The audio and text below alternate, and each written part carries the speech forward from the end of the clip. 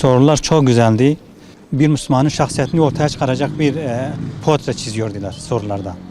Yani soruları dolanları gerçekten tebrik ediyorum. Her yılda bu sınava katılıyoruz. Sınava katılarken zevk de alıyoruz. Bütün vatandaşları da böyle tür etkinliklere davet ediyoruz. Bu sınavlara da katılmanı tavsiye ediyoruz. Başta şöyle söylemem gerekiyor ki siyer sınavı yapıldığı için, yarışması yapıldığı için öncelikle hepinize teşekkür ediyoruz. Çünkü bu sınav sayesinde az çok Peygamber Efendimiz'i daha fazla tanıyoruz. Her yıl farklı ve farklı coşkularla katılıp Peygamber Efendimiz hakkında yeni bilgiler öğreniyoruz. Önemli olan kazanıp kazanmamamız değil. Aslında önemli olan Peygamber Efendimiz'i daha fazla tanıyıp onu hayatımızın odak noktası yapıp ondan örnek alarak hayatımızı ona göre şekillendirmemiz gerekiyor. Bu tür yarışmalar da bunun için çok faydalı oluyor. Başka söylemem gereken çünkü kazanıp kazanmamam önemlidir ama tabii ki kazanmayı isterim. Allah'ın izniyle de Umre'yi kazanmayı istiyorum. Kendim gidemesem de ailemden birine göndermeyi çok istiyorum. Öncelikle Allahu Teala peygamber sevdalılardan razı olsun. Bu sınavı düzenleyen, böyle çabasını sarf eden arkadaşlardan Allah razı olsun. Biz her sene bu sınava katılıyoruz. Yani kaybedeni olmayan bir sınavdır. Hem dünyada hem ahirette kazancı vardır. Yani Peygamber Efendimiz sallallahu aleyhi ve sellemin hayatını öğreniyoruz. Hayatımızda uyguluyoruz. Allahu Teala peygamber sevdalılardan razı olsun. Millete katkısı oluyor, insanlara katkısı oluyor. Yarışma çok güzeldi, sorular da gayet güzeldi. Böyle hiç zorlanmıyor insan.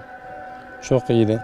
Bu tür yarışmaların her yıl devam etmesini istiyor musunuz? Vallahi her yıl devam etmesini çok istiyoruz. Böyle daha da böyle bu sınavın önünü açılmasını istiyoruz. Çok güzel geçti. Geçen yılda katılmıştım. Sorular güzeldi.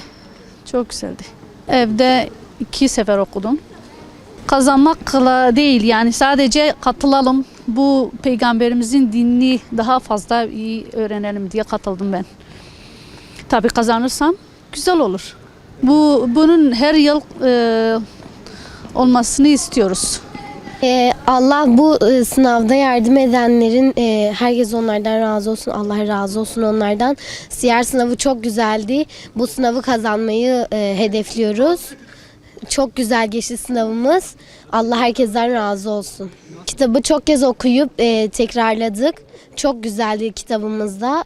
Peygamberimiz sallallahu aleyhi ve sellem'den birkaç öğüt de aldık. Allah ondan çok razı olsun. İnşallah cennete onun komşusu oluruz. Bu sınav herkes kazanabilir, kolaydır. Ben de çok çalıştım. Burada kazanamazsak bile öbür dünyada kazanıyoruz. Evet, her sene giriyorum. 4 kere girdim. Bu sene de inşallah bir şey kazanırım. Ben, ablam, 3 tane ablam girdik. Kardeşim daha küçüktür, o girmedi. Bu tür yarışmalar çok güzel. Bence siz de katılın. Bir şey kaybetmiyorsunuz. Bu siyer yarışmasına herkes katılmalıdır. Benle ablam katıldı. Başkaları da katılmalıdır. Kolay bir sınavdır. Zor değildir. Çalışırsanız kolaydır. Bu yarışmayı geçeceğimi düşünüyorum. İnşallah Umre'ye kazanırım. Bu siyer yarışması çok güzeldi. Ya, çok kolaydı. Geçeceğimi düşünüyorum. Bir de geçen sene de girmiştim. Bu sene de gelecek sene de gireceğimi sanıyorum. Ben girdim, ablam girdi, bir de kardeşim girdik. Allah hiç zor değildi. Bu sınavda kaybetsem de diğer dünyada kazanacağım. Yine de kazanmış olacağım. Güzel geçti. Soruları kolaydı. Kitabı 4 defa okuduk. Öğretmenlerimiz 6 defa okuyun demişti. Biz elimizden geldiğince okuduk ama yine de. Tablet veya bisiklet bekliyorum. Yarışmaydı. Siyer yarışması. Hz. Muhammed'in Peygamberi sallallahu aleyhi ve sellem ile ilgiliydi. Yani 4 defa okuduk. Güzeldi yani. Soruları kolaydı. Her sene yarışmaya katılıyorum. Güzeldi yani. Soruları kolaydı da. Bir ödül bekliyorum, tablet. Ben bu sınava duygularımla katıldım. Kazansam da kaybetsem de önemli değildir ama ben bu sınavda tablet kazanmak istiyorum. Bu sınav çok güzeldi. Allah yapanlardan razı olsun. Bu dünyada kazanmasak da diğer dünyada zaten kazanmışız. Benle ablam katıldık. Şimdi annemi bekliyorum. Annem geldiğinde gideceğiz eve. Ve bu sınavın büyüğü ve küçüğü diye bir şey yoktur.